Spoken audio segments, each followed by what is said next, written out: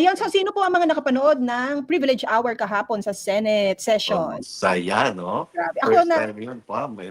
sige, tanong, dalawa silang nag-privilege speech. Yes. Sino sa'yo ang mas gusto mo yung yung mga Nag-stand salita? out? Nag-stand out? Pareho. Pero yung kay Quezzo, gigil na gigil.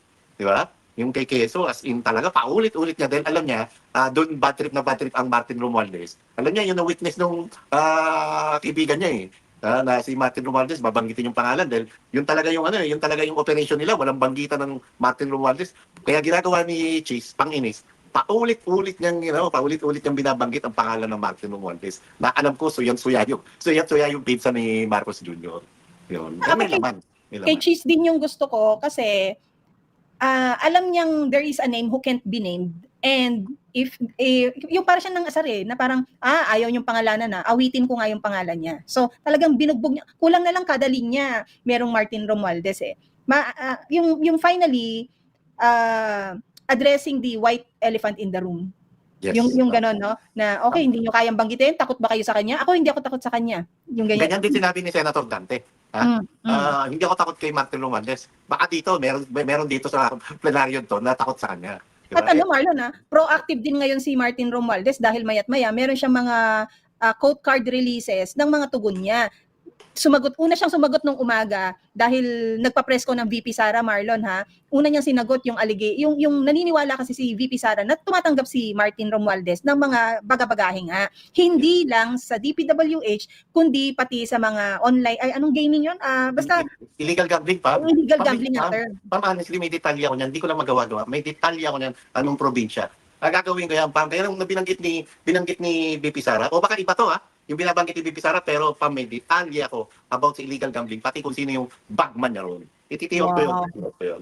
May detalye ako niyan. Kaya sabi ko, nakalalim talaga ng isang VP Sara, no? So, ibig sabihin, Pamela, talagang parang karinderya to, bukas sa lahat ang Martin Romualdez. May issue na sa flood control, sa insertion, di ba? May issue sa custom, may issue pati sa illegal gambling. Wala, ibang klase, di ba? Pati yung Pongo, di ba? Alam mo, Marlon, ang nakakabilib din dito, si VP Sara, hindi siya iniwan ng intel niya. Tama. Yung mga intel, hindi sila sumusunod sa script dahil yung daloy ng tubig papunta sa kabila, hindi nila sinundan. Maaring sa fasad, nakasunod sila sa script na yon, pero in their hearts, alam nilang balikan na dito kasi yung puso ko sa taong to Kaya kailangan ko siyang warningan, kailangan ko siyang bigyan ng impormasyon, kailangan ko siyang hindi talikuran. So binabalikan nila ng information si VP Sara. Actually, hindi lang siya basta hindi iniwan ng intel niya, kundi naniniwala ako, parami ang nagbibigay ng mga intel kay VP Sara. So dumadami yung kanyang mga informante. Oo, kasi bigyan daan lang natin to, no? Because just si Martin kasi, di ba, sinagot niya yung ganyang agreement with VP Sara that VP Sara agrees and believes na tumatanggap siya. So sinagot yun ni Martin Romualdez na parang nakakalungkot daw na sa Vice President pa nagsisimula yung mga ganyang mga salita and all. So sinagot siya ni VP Sara just now. Sabi niya, nung ako'y tanungin kung naniniwala ba ako sa pahayag ukol sa sangkatutak ng mga maleta ng perang hinahatid umano sa bahay ni Martin Romualdez, ang naging sagot ko ay oo. Oo, sapagkat ito ay tugma sa mga napabalita na noong pagtanggap niya ng mga suhol. His name has surfaced time and again whenever the questions of corruptions are raised. Kakambal na niya ang corruption, no? Sobra. Sagutin niya yun, bakit ilan ba talaga ang properties mo ngayon sa Paul Park? Sige, tapos sabi niya, even in the Delaware court, ito yung sa Okada Marlon proceedings involving the Okada Manila Casino, evidence was presented that he was the common friend used to intervene with references to heavy luggage bought to him as part of a dubious bargain. Eto, sobrang galing nito, Marlon, kasi factual kapag sinagot siya ni VP Sara, factual si VP, sabi niya, in fact, a reading of the Delaware Court's ruling in 26 Capital Corp versus the Tiger Resort Asia, docketed as CA number 2023, blah, blah, blah, would reveal that Martin Romualdez was mentioned no less than 17 times. Binilang niya. 3 beses sa page 37, 3 beses sa page 38, 7 times sa page 39, twice sa page 40, and 1 time sa page 58, and once again sa page 63. So ibig sabihin, pinag-aralan ni VP Sara kung ano yung mga sinasabi niya. Para paniwalaan niya, ibig sabihin nakakita siya ng tamang datos para meron siyang sapat na natatayuan na papaniwalaan ko to. At yung tamang datos na yun, ito yung tinatawag natin na resibo na pwedeng isampal ng kaliwat kanan sa pagmumuka ng isang Martin Romualdez. Kaya lang, ang sagot kasi ni Martin doon, nabanggit lang naman ako pero hindi ako yung kinakasuhan. Wow, di ba? Bakit ka kailangan banggitin doon? Yun nga. Ano personalidad mo? Di ba? So, Pagka-ob-ob yung ninong mo, Marlon, Diyos ko. baka aanga-anga lang, no? Ito yung tanga na, engot pa. Yung tanga ka na, ang ka pa, di ba? Oo, Ewan ko. and Pero, ano yun, Pam, yung ginagawin niya ng Martin Romualdez, yun din ang napansin ko. Pansin mo ba kahapon, matapos mag-privilege speech, ang Chis Escudero at saka ang Dante Marcoleta, aba, tumameme, tahimik, at hindi nakakibo si Senate President Tito Soto at saka si Senate Pro Tem Ping Lacson. Hindi man lang nila sinubukang mag-interpolate na karapatan at kalayaan nila yon at bahagi yon ng debate sa plenaryo sa tuwing may nagpapahayag o may gumagamit ng kanilang privilege speech, merong tatayo para i-interpolate. Pero ang ginawa ng dalawa, minabuti nilang manahimik na lang. nanahimik o nawala? Nung si Senator Dante na, tama, hindi ako sure. Ang Senator Dante na, ang nasa podium na, ang nasa rostrum na, ang presiding officer na, si Senator Ping na, hindi na si Tito Sen, di ba? Yun ang nakakapag na pwede mo naman sagutin yun. Kasi, ang galing ng sinabi ng isang Chis Escudero rin, na pinag-aaway-away tayo dito. Di ba? Oo nga. Pero Marlon hindi rin natin pwedeng palagpasin na si VP Sara, after her budget deliberation, stayed for the session. Anong mensahe nun? Ano sa tingin mo nun? First time yun. Nanonood ako sa inyo rito, di ba? And I'm supportado watching mo. Oo, first time yun pa. Sorry, wait lang Marlon, na-bother ako dito. Ma'am DJ, hindi ko kasi ma-activate yung chat ko sa page ng Pambansa. Lipat po sila sa Studio Medihub. Studio Medihub, Hub HUB. And alam ko, nagpakulay si DJI. Hello, thank you sa pakulay po. Tapos si Kampong Chicken din. Maraming salamat po sa mga makulay na umagang ito. Yun Marlon, ano ang ibig sabihin? I'm watching you, I'm here, or I support you? Ano ba? Ay, paano ba tanggalin si Kampong? Ayan. Pam, ayun. Nandito ako nakasuporta sa inyo. Tapos mamarkahan ko kung sino rito yung mga tuta ni Martin Romualdez. Kung sino rito yung, alam mo yun, kung sino rito talaga yung mga taong pilit pa rin i-didikdik na yung mga nangyayari ngayon ay kasalanan ng mga Duterte. Samantalang ang tunay at punot dulo na may kasalanan nito ay si Marcos Jr. At syempre, yung kakonsyaba niya, pinsan niyan, si Martin Romualdez. Bukod sa yung mga privilege speech is not in honor of her but about her kasi yung supporting her, tapos yung ine-expose nga nila na si Martin talaga ang nagpatuloy-tuloy nung impeachment, di ba?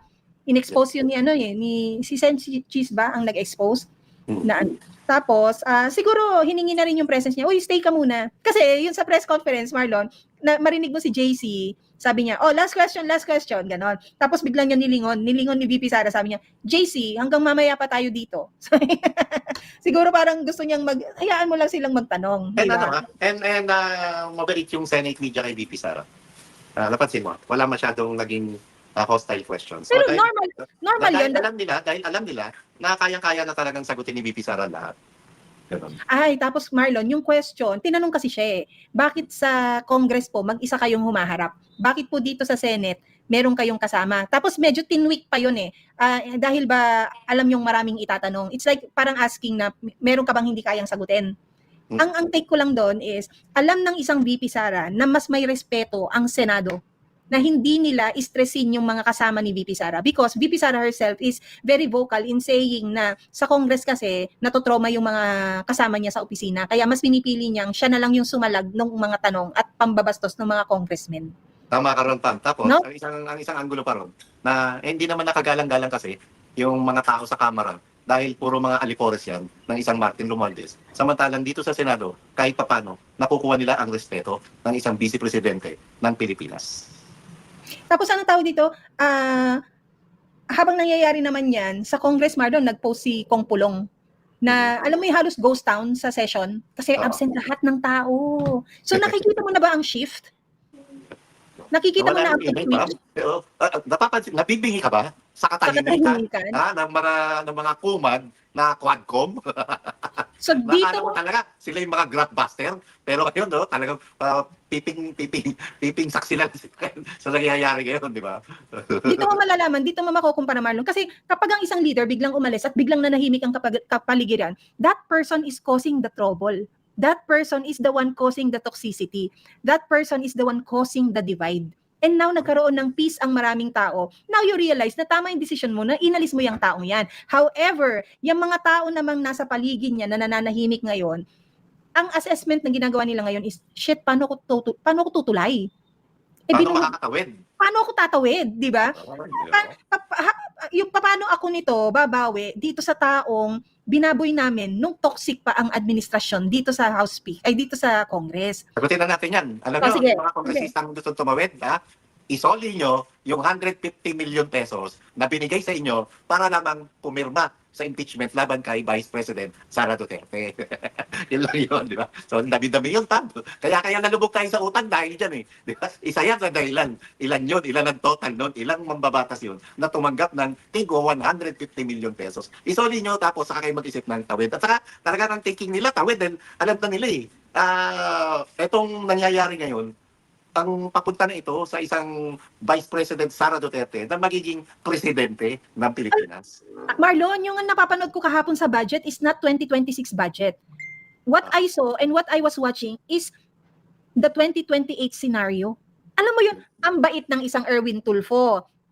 Tapos merong isang Bongo na gusto ang budget ng opisina niya, bigyan na lang ng budget ang OVP. Sinigundahan ito ni Jinggoy, but Jinggoy is coming from a point na pinaringgan na rin lang naman tayo ni Ping Lacson kasi galing din siya sa 19th Congress, di ba? Na marami tayong insertion, edi ibigay na lang natin sa OVP. yun medyo funny pa yon. Medyo yun ma-appreciate mo, cute yun. But yung si Jinggoy. Cute yun. Charming naman kasi si Sen Jinggoy, Marlon. Iba yan. Anyway, sa plano appeal niya, iba yun. Charming kasi siya. But yung kay Senator Bongo, sorry sa mga Bongonatics, pero yung gamit pa rin yung sad boy story na yung kay Tatay Digong, yung ganito, yung ganyan, yung gusto kong suporta. Enough with that. Deal with the present. Diba? Enough with that. Deal with the present. And yung anong ginawa ninyo noong 19th Congress na talagang chinap-chap yung budget ng OVP, na halos nabuhay ang OVP, nag-function ang OVP, naging working vice president si VP Sara sa budget na 700 million pesos. Plus. Wala kayong ginawa, tapos ngayon mag-o-offer kayo na kung ano. Correct. Anyway, ito na lang, unsolicited advice na lang to sa kaibigan natin na si Senator Bongo. Sen BG, stop mo na yung alam na ho ng lahat na si Tatay Digong, ganyan. Stop mo na, direkta na ho yung ato na ho tayo. Tama yun. Kaya mo yan, Sen BG. Enough. Na-prove mo nga yung sarili mo na kapag sinabing malasakit, Bongo eh. Diba? Yes, tama. Malasakit, Bongo. Wag mo nang gamitin si PRRD na as if hindi, alam mo yung parang feeling niya lagi na he cannot make it if he doesn't ride on the name PRRD. You already made it. You are there on your own, using your own name. So stop with si Tatay Digong, yung pong mga gamot niya na. Ang dami nag-aantay sa kanya sa dahig. Inaantay ka ron, sana raw, dumalaw na raw ang Pero yung mga nagtatanong sa akin, sabi ko, tumatiming lang ang isang Senator BG at papasyal yun doon, huwag kayo mag-alala. Namimiss siya ng mga Pilipino ron. Diba? Nakita ko na Marlon si Attorney JB Hinlo, nagpunta rin pala doon. Naalala na si na lang na kung sino yung talaga namang anak-anakan talaga. Siya pa yung hindi pumupunta. Because you present yourself as you treat Tatay Digong more than your father eh. Yes. Diba? Diba? Kaya may mga nagtatanong sa akin, sabi ko, relax lang kayo dyan, darating po dyan si Senator BG. Pupunta po yung kasi mahal na mahal nun si Tatay Digong. Gago ka, kinukumit mo na. Balay mo kung di naman pupunta. Ako man ang gano'n. Alam mo, Pamela, ito tatandaan mo. Sen BG, sama mo si Marlon. Tatandaan mo, pag ikaw ang nakulong, Pamela. Bakit mo ko ikukulong? Sabi ko, magiging iba na naman mukha nito. Pag ikaw ang nakulong, Pamela, andun agad ako sa labas, ha? Nasaan yung connect? Ibig sabihin, ba't hindi ikaw yung nakulong, ako yung nasa labas? Ganun ako magmahal ng kaibigan. Di ba? Ba't hindi nga ikaw yung nasa loob? Ba't ako yung nasa labas? Nauna ako nakaisip doon. Di ba? Ay, Marlon, pag ikaw nag-decide ka na magpatuloy, nasa tabi mo lang kami. Talagang tuloy. Kami ang gagawa ng proseso. Kami na ipagkatiwala mo na ang proseso sa amin. Oo, dami ka na. Pero balikan ko lang yung nagmulat lang talaga ako, wala nagtanong. Balikan ko lang sa Semi. Wala nagtanong and minabuti nila. Pero when you say nagtanong, walang nag-interpolate. Wala nag-interpolate. Wala din sumagot ng sentiment. So siguro tama na rin yun para hindi na lumaki, pero alam kasi nila, Pam, na ang linaw nung na-articulate ng gusto ng Chis Escuderos, na-articulate ng gusto ng isang Senator Dante Marcoleta, yung tunay na issue. Diba? Bakit mo, yung kay Sen Dante, bakit mo bakit mo hahanapan pa ng butas yung isang testigo dahil lamang sa notaryo, 'di ba? Hindi ba dapat mas bigyan timbang, mas bigyang halaga yung nilalaman, yung sinasabi at testimony ng isang Sargento Gutesa, 'di ba? Tapos yung kay Senator Cheese, bakit nga naman? Alam na alam ng lahat na ang punot dulo ng korupsyon ito ay kagagawan ng mga buwaya sa Kongreso. Bakit ang inaasinta? Sila mga senador na pilit binabago yung naratibo. Kaya nga sabi niya, huwag paniwalaan ang script at salswela ng isang Martin Romualdez. So, we'll see, tingnan natin kung magko-contra privilege speech ba ang isang Senator Ping o ang isang Senate President Tito Soto para naman ipagtanggol yung kakampi nila. Aminin nila sa hindi. Hanggat ayaw nilang diinan ng gusto, ayaw lang ipatawag ang isang Martin Romualdez. Yan ang tingin ng sambayan ng Pilipino na buti agad na pala sinabi ko nakakampi sila ni Martin Romualdez. Kaysa sabihin kong tuta sila ni Martin Romualdez. Yun lang naman yun, di ba? So, Pero Marlon, kasi nawala sila eh. Nawala sila nung bandang, pagkatapos, alam mo yung pagkatapos nila maging uncomfortable sa mga sinasabi nila, meron akong pakiramdam na nabaswitan na naman sila sa Malacanang. malamang. At yung bakit nawala ang isang Tito Sen na ang ganda naman ang ganda ng laman ng privilege speech ng dalawang kasamaan niyan senador na ang nakasalalay rito yung institusyon kasi paulit-ulit kong sinasabi to na isa sa naging issue kaya pinagkaisahan si Senator Coco Pimentel na tanggalin at palitan ng isang Tito Soto noong 16-17 Congress basta nung Duterte administration kasi ang katwiran ni Tito Sen kailangan ipagtanggol ang Senado bilang institusyon pero ngayon sa ilalim ng liderato ng dating nagsasabi na ganyan na ipagtanggol ang institusyon. Ngayon, nagkakaroon ng dibisyon mismo sa Senado bilang institusyon dahil lamang, 'di ba? Dahil lamang sa dikta at kapritsyo ng counterpart nila na dating speaker ng Kamara. Oh, pero Marlon, akala mo ba nananahimik lang ang isang Ping Lacson? Because he posted 35 minutes ago, quote of the day. He said, "The loudest one in the room is the weakest." Mhm. Sabi ba? Ayo. Hindi pa rin pala tapos si Ping Lacson manggulo, alam mo 'yon, mag-imbibe ng toxic culture sa naging toxic Marlon eh. Naging toxic yung camaraderie nila na lusaw nung yung dalawa ang namuno. Because when it was Cheese and Jinggoy, kahit naman may banter sila sa minority noon, alam mong happy sila sa floor. Alam mo Yung harmonious relationship. Oo, happy sila sa floor tapos magiliw sila sa isa't isa. Kapag nakapag-banter ang isa after nung yung speech nila i-approach nila to yung 'di ba? Alam, ngayon sobrang toxic. No? Ngayon sobrang toxic and yung toxicity is because there is a goal for them to deliver to na dapat hindi maging masaya ang Senado. No? Ang isang malaking tanong diyan. Anong dahilan? Bakit? Or sige, i-replace ko. Ano to? May involved bang pera rito? May involved bang kompormiso rito? Di ba? Kaya may involved bang, alam mo yun, mag-iisip kang bigla. Bakit nga pilit iniiwasan na unang-una pa, alam naman natin yung alam mo yun, sense of urgency para sa pagdinig ng Blue Ribbon Committee. Parang walang, nasa ikalawang araw na tayo pa, wala tayong naririnig kung magkakaroon ba ng Senate hearing this week patungkol doon sa Floodgate scandal, di ba? Hindi ako magtataka kung hindi na mag-resume yan. Pero mali yun. Dapat kasi ma-close man lang. Basta maling proseso yung hindi mo na lang siya binuhay ulit. Alam mo pa, gawin niya yun. Pero alam mo ba, may iba pang paraan yan, Pam. Bilang mga senador, and I think, hindi ko alam sino ba may hawak ng ang chairman ng Committee on Public Works. Sino ba ang chairman ngayon? Pakitulungan nga ako kami mga katetet kaibon. Kasi pwede pa rin siya magpatawag. Pwede mag-privilege speech mismo. Tapos, syempre, na yun. Sa majority leader, saka kung kanino i-refer yung privilege speech na yun. Tapos ipapalo up na dapat mag-conduct sila ng investigation. And pati sa pwede nga nilang buhayin yan. Kung hindi man ipatawag, kung tumatanggi man silang ipatawag yung sa nag-notary kay Sargento, pwede pa rin gawin na. Nasa ilalim yan ng, alam ko, ng Committee on Civil Service. Alam mo, makakagawat paraan ang minority block. And pero, alam na gagawin niya ng minority block. Di ba nga, ang pagkakalendar, may approval ng SP? Oo. Paano kung yung paraan na yun lagi nilang harangan?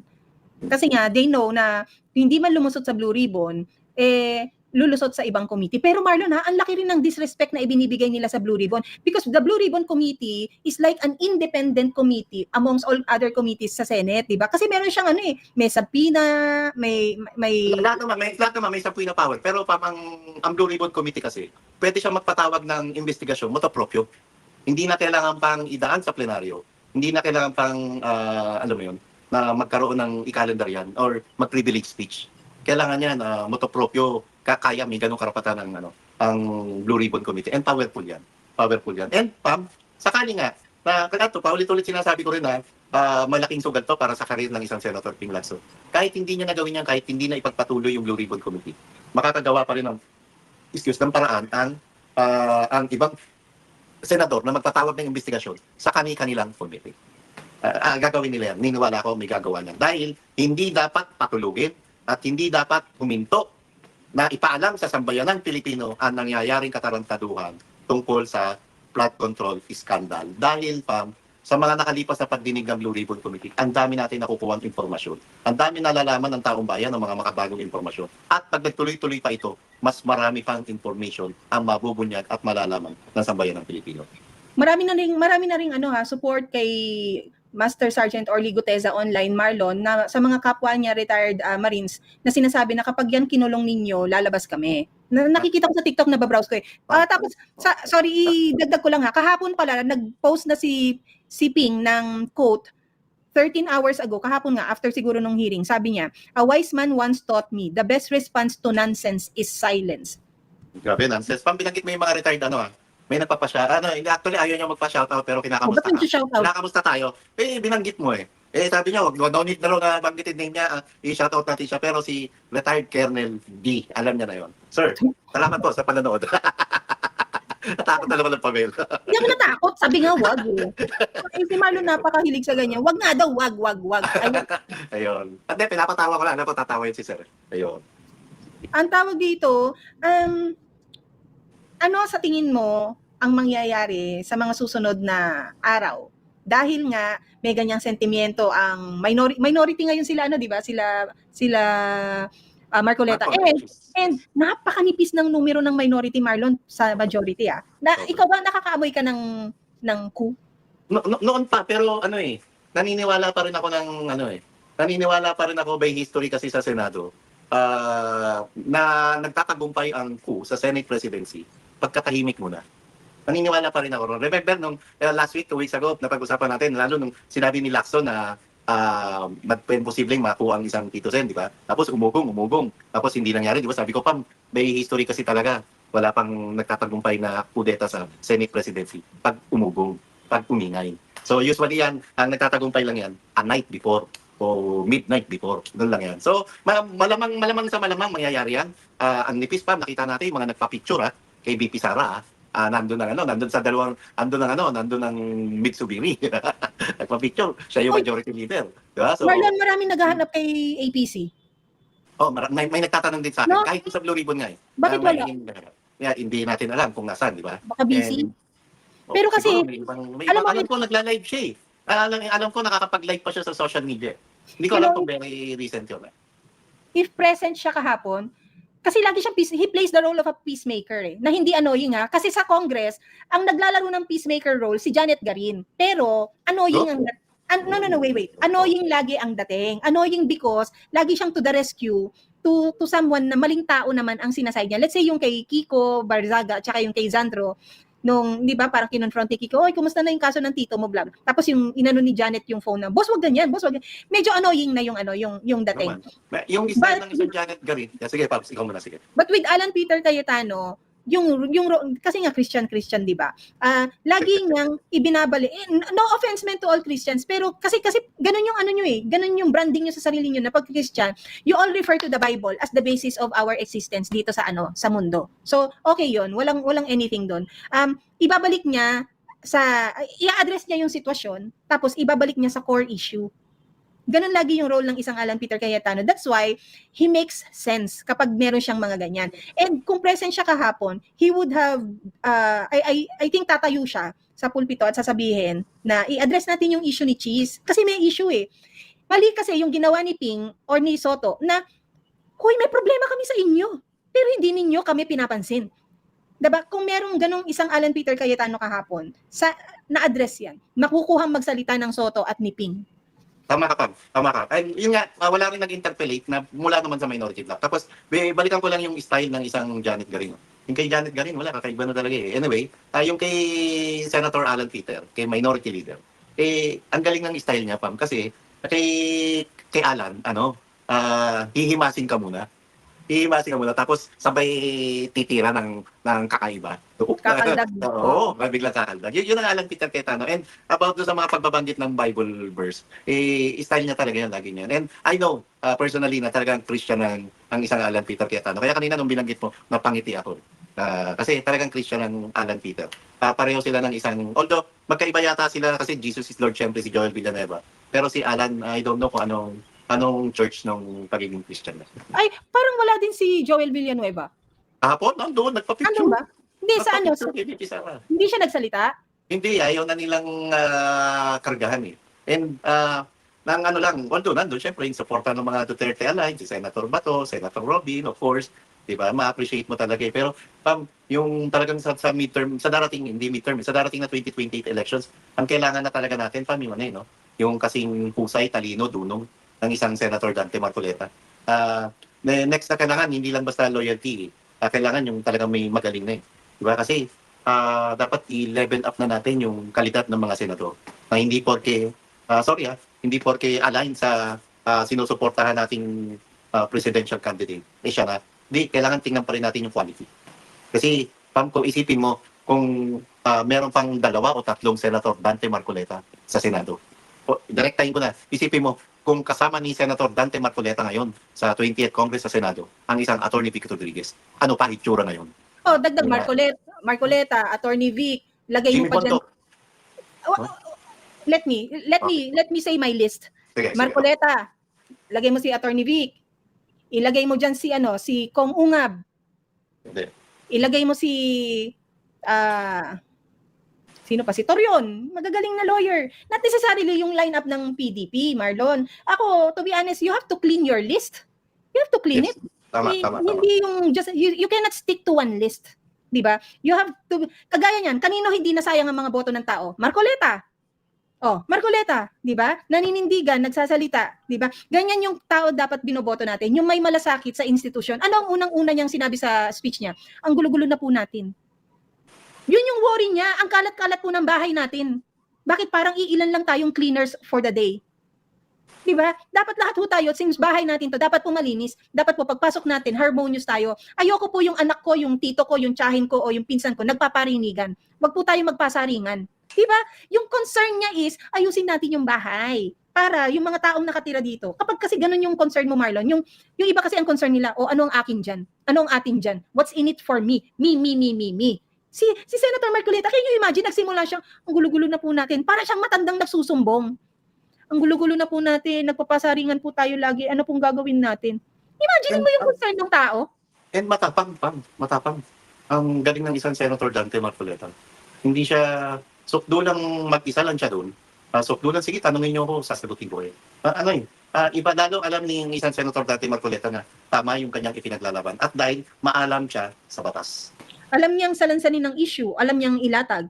Nakulangan lang tayo nung una. Ito yung sinasabi ko, nakulangan lang tayo nung una kasi mahinahon niya pang binalangkas.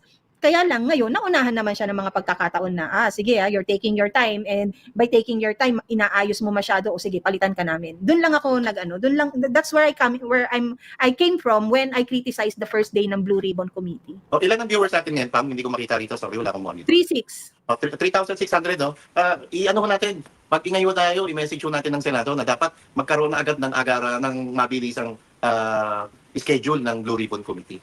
Kasi marami pa tayong malalaman at naniniwala ko pa marami pang lalantad na mga surprise witness. Mga Marines din? Doon talaga sila nagulat, no? Marines, no?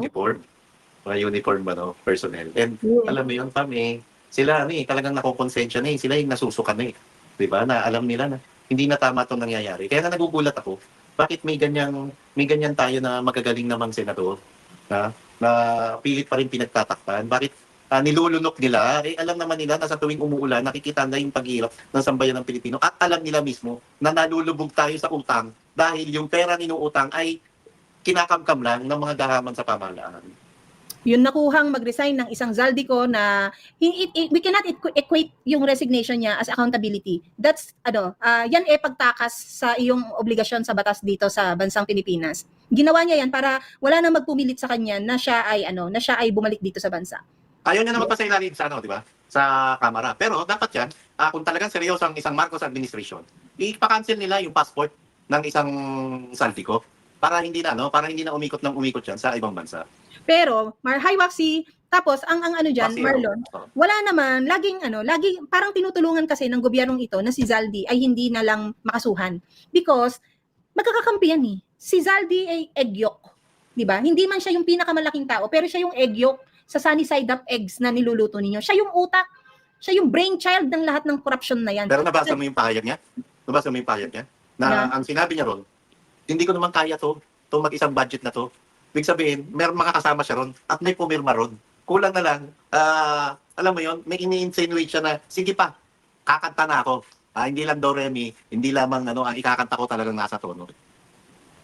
Gawin niya. Kaya lang ang ayoko din doon sa sinabi niya, yung para daw sa seguridad ng kanyang pamilya and all those things, no? Parang, yung ba seguridad ng mga pamilyang nawala, yumao dahil dyan sa pagbabaha. Unang-una, sa Bicol, last year, Marlon, 200 na katao, o yung mga nasalanta, di ba? Sa sarili mong lugar yon. Tapos, dito, pilit mong ninanakaw, kasama ng iba mong mga co-contractors, yung pera na yan, para lang ibulsa ninyo, isugal ninyo, at ibili ninyo ng yaman. Ito na lang sa Masbate alone. Ito pananalantak ng katatapos lang na bagyong Opong sa Masbate. Alam mo ilan ang nasawi? 8 katao ang nasawi dahil sa baha. At sa trilyong halaga ng, nauunawaan po ba ng maraming tao kung ano ang value ng trilyon? Ang trilyon na yan, Marlon, narinig ko lang kahapon sa live ni Atty. Vic, no? Ang trilyong halaga ng perang yan, i-divide mo sa population ng bansa. Ilang household ang pwedeng umangat-angat kahit papano ang buhay at magkaroon ng panimulang negosyo, sabihin na nating mini grocery, sari-sari store, di ba? Ilang anak na o ilang kabataan na ng populasyon na 100 million ng bansa ang mapag-aaral ng trilyon na halagang yan. Mahirap bilangin ng trilyon, Marlon. yung tama ka pa, no? Yung trilyon na yon na kung nagamit lamang sa tama, sa flood control, sa infrastruktura, sa farm to market road, at hindi to farm to pocket road ng mga yung taong nasa gobyerno. Tapos farm tong trilyong piso na to, na kung magagamit lamang para mapalakas, magbigay ng maayos na trabaho, maayos na edukasyon, tapos serbisyong medical. And itong mga trilyon na to, kung magagamit lang, Pam, yung mga kababayan nating OFW, ang daming nagme-message sa atin, Pam, alam mo yan, na gustong-gusto na nila mag-for good dito sa Pilipinas, pero hindi lang magawa. Dahil sa halip na pabuti ang Pilipinas, lalong lumulubog sa administrasyon nito. Yung trilyon na halagang yan, Marlon, ilang beses ka man magkasakit, pumasok sa isang ospital, dapat lumalabas kang ni isang kusing wala kang binayaran. Sa trilyon na halagang yan. Pero yung trilyong halagang yan, nasa mga bulsa lang nila, pero ang PhilHealth nananatiling zero. Ang PDIC, kinukuhanan nila. Ang Land Bank, walang red flag sa kanila kapag nag-withdraw ka ng milyon, trilyon, bilyon. Wala. Ganon ka-relax ang gobyerno ng isang Marcos Jr. para lang sumunod sa script na meron ang isang Martin Romualdez. Marlon, gusto ko lang basahin to. Walang hearing kasi nabulabog sila. Nagpaplano ang mga yan para malihis kay Martin. Ako naniniwala ako dito. Naniwala ako dyan. Alam mo, isang issue? Nilabas yung warrant of arrest kay Garma. Pero hindi. Mas mabigat na kwento at usapin. At mas controversial itong flood control scandal. Ibabalik kasi ito, walang nagtatanong, wala din naman nagbabanggit. Yung issue ni Senator Marcoleta dun sa asawa niya, ako naniniwala akong tama lang na hindi niya inaddress sa plenaryo kahapon dahil kailangan ang tao mag-focus sa totoong issue. May issue ka, Marlon, may issue ako, may issue kung sino-sino ang maraming tao, may issue. Pero bago tayo maggurguran ng isa't isa, mag-assassinate ng karakter ng isa't isa, merong isang demonyo na kailangan muna nating patumbahin para bago nating isettle lahat ang mga indifferences natin, di ba?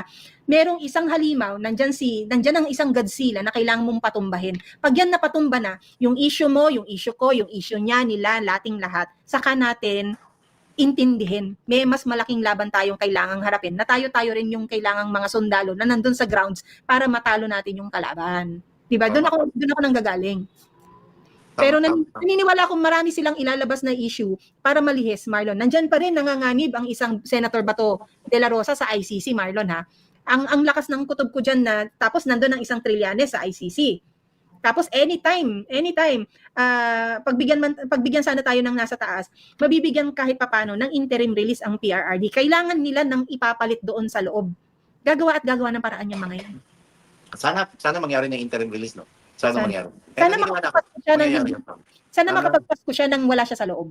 Yes, Pam. And naniniwala rin ako na napaka-critical ng mga araw na to. Hanggang December, tingnan natin kung paano may raraos ito ng Marcos administration. Dahil kung maingay tayong mga vloggers, kung maingay ang mga netizen, patuloy na nag-iingay, Pam, yung mga uniform personnel. Labas-labas din. Ako yun lang. Labas-labas din. Yung kailan ba ang tamang panahon? Tama ka? Si Maine Mendoza nga ng tamang panahon. Yung sino yun? Si Yaya Dab nga, di ba? Si Yaya Dab nga na tamang panahon, inabutan na siang ng maling panahon. O absent sa Itbulaga. Nasaan? Napapabalitang nag-leave muna, nagbakasyon ng ibang bansa dahil apektados kung ano ang issue na meron nakapaligid sa asawa niya na related din sa corruption. Marlon, may utang pa rin ng Blue Ribbon sa pagpapatawag ng iba pang contractors. And you have Si Paul and sino yung mga bagman? Si Paul and Mark, yan. Yung mga Inaabangan yun. Pam, bago ko makalimutan, bago tayo magpaalam, yung mga negosyante, malalaki at maliliit, nangangamba, Pam, kung hindi nila alam kung paano pa sila makakasurvive. So, apektado na ang ekonomiya rito. Kung nangangamba kayo, bakit merong Makati Business Club na suportado ang Marcos Jr.? Nangangamba pala kayo eh. Ba't hindi kayo magsalita sa katotohanan? Nangangamba pala kayo na ang negosyo nyo nandito sa bansa natin eh. Sapat ba yung pera na kapital or kung ano man revenue o profit dyan sa negosyo nyo dito sa bansa to para ibang bansa ang buong angkan ninyo? Yung pala eh. Hindi magsalita kayo ng para sa katotohanan. Alam nila na itong mga oligarkon to, may utang din sila eh. Na pwede silang kasalanan nyo. Di wag kayong mangamba. Ba't actually, hindi mga malalaking negosyante. Yung mga middle, Pam, yung mga entrepreneur na mga... magsalita na rin. Ganyan lang. Ang dyan, magsalita na. Bakit? Sila nga may negosyo. Paano yung wala? Paano yung wala? And ang problema nga nila, gusto nilang magtaas ng presyo. Hindi nila magawa. Dahil, syempre, kailangan lang bawiin yung punan na. At kailangan lang pumita ng konti. Kasi sa mga expenses and maintenance ng kanilang mga kumpanya, pabrika, yung opisina. Malungkot tong pangyayari to na. Marlon, wait lang. Sorry. Ano ko lang din ha. Yung sa contractors kasi, Lon, kailangan mapatawag yan at kailangan malaman ng marami na ang Wawaw Builders is represented by the sibling of Maynard Ngu. Oo, sino ba to? Yung sa Wawaw Builders. Willard naman to, Millard, di ba? Willard naman ba siya? Willard, maano natin yan. Tama, pabuti pinaalala mo. Pag-usapan natin yan bukas. Diba? Pero i-float na rin natin dito, ang isang Wawaw Builders contractor, ang representative niyan ay kapatid ng isang Maynard Ngu. Maynard Ngu na nabanggit na ang pangalan na tumanggap ba ng luggage to, Marlon? Or nag-broker? Nag-broker sa mga luggage na mga yan, di ba? So, ang Maynard Ngu ay isang special envoy to China. And malapit na kay Lisa Araneta Marcos. Nakikita niyo po kung nasaan ngayon ang agos ng baha? Wala na sa Aguado. Nandun na ho sa Malacanang. And Pam, yung Wawaw Builders, kung saan konektado yung kapatid niya, alam naman natin kung ano ang saan notorious ang Wawaw Builders. Ghost Project. Tatandaan nyo 2 years ago nag-ghost hunting ang Marcos nung November. Marlon, di ba nagkikwento siya na nag-ghost hunting siya? Ano pala yun? Prelude pala yun sa mga ghost projects ng DPWH, no? Bukas pag-uusapan natin yan, Marlon, At abangan ulit natin, since wala namang Blue Ribbon Committee hearing ngayon, abangan ulit natin kung ano na naman ang magaganap sa session hall mamaya sa Senado. Yes, tama.